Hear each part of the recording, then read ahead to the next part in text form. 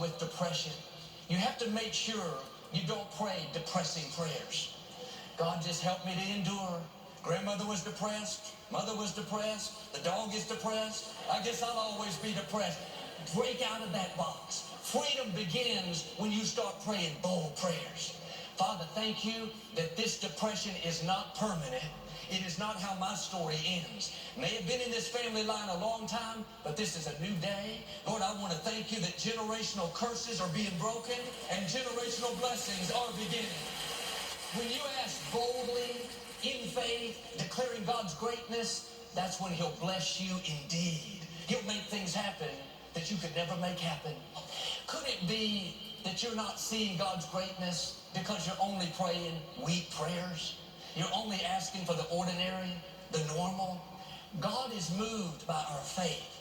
He's moved when he hears you asking for things that seem too big, unlikely, things you can't accomplish on your own.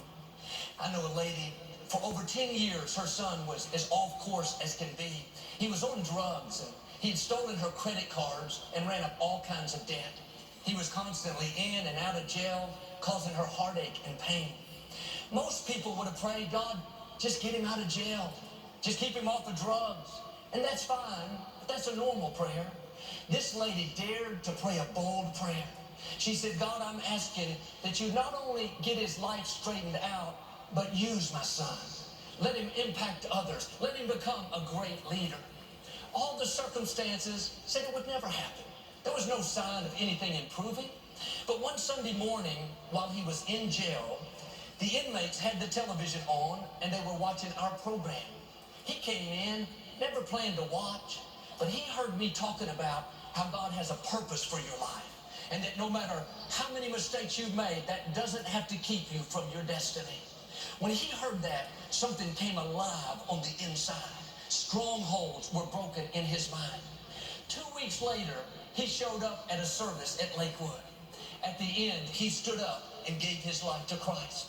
I saw him afterwards. He had tears running down his cheeks. He told how his mother had prayed for him for years, how he felt a love and a sense of purpose that he's never felt before. Today, he's the pastor of a church. He helps other young people that are in his same situation. His mother is so grateful and so thrilled with what God has done.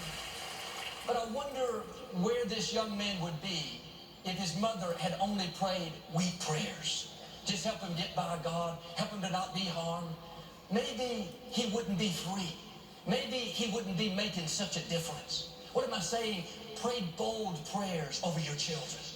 Bold prayers over your dreams. Bold prayers over your finances. I pray every day, God, take our ministry where no ministry has ever gone. Well, Joe, isn't that kind of selfish, kind of greedy? No, that's your faith being released. That's what's going to take you to the fullness of your destiny. I say this in humility, but we've seen God open doors that haven't opened for other ministries. Television networks that have a non-religion policy. They've never aired inspirational programming. Now they air our program every week. They break their own rules to put us on. That's what happens when you pray bold prayers. I pray every day, God, let my children go further than I've gone. Let them supersede anything that I've done. Let them impact the culture in a greater way. Don't let those prayers go unanswered because you never prayed them. You never asked for the uncommon, the unusual. God said in Psalms, open your mouth wide and I will fill it. The principle is, however wide your mouth is open, that's how much God is going to fill. If you're praying bold prayers, if you have a wide mouth, asking God to do what looks impossible, you're going to see him show out in your life. But if you have a small mouth, you're asking God to just meet your needs, just help you get by, you're content with the status quo, then you're going to see God's goodness in a limited way. Now, I'm not discounting the small things God does. I thank him that he woke me up today. I'm grateful that he supplies our needs. I'm simply saying, don't stop there. Open your mouth wider and ask him for your dreams. Ask him for that business. Ask him to build that children's home. Ask him to free you from that sickness. This is the one time where it's good to have a big mouth. Young lady